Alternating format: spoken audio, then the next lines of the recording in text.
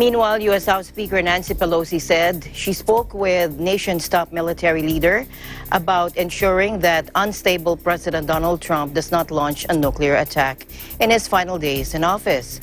The top Democrat in Congress said she talked with Joint Chiefs Chairman Mark Milley to discuss available precautions for preventing an unstable president from initiating military hostilities or accessing the launch codes and ordering a nuclear strike.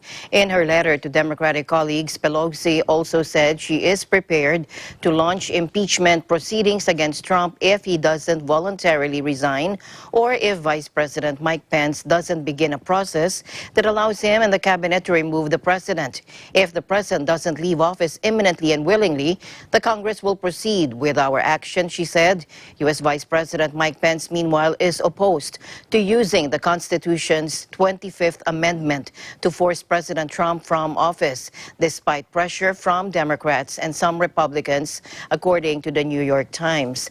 While Pence has not spoken publicly about invoking the mechanism, never used before in U.S. history, the newspaper cited a person close to the vice president saying he's against the radical move. The calls to remove Trump came after supporters who he had encouraged invaded and shut down the U.S. Congress Wednesday as it was poised to certify the election victory of Trump's rival Democrat Joe Biden. Democrats demanded action even though Trump only has 13 days left in office. That would be calling upon the vice president, as we hope to do, to take the lead and with a majority of the cabinet to be able to unseat the President of the United States. A very dangerous person who should not continue in office. This is urgent. This is emergency of the highest magnitude. So you're Pompeo, the Secretary of State. Do you stand by this president dangerously staying in office?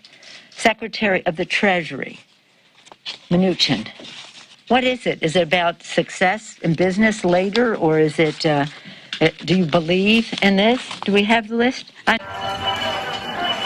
On Wednesday, with Washington still reeling from the Capitol riot, Democrats held a conference call in which they talked for 3 hours about the prospect of removing the president from office.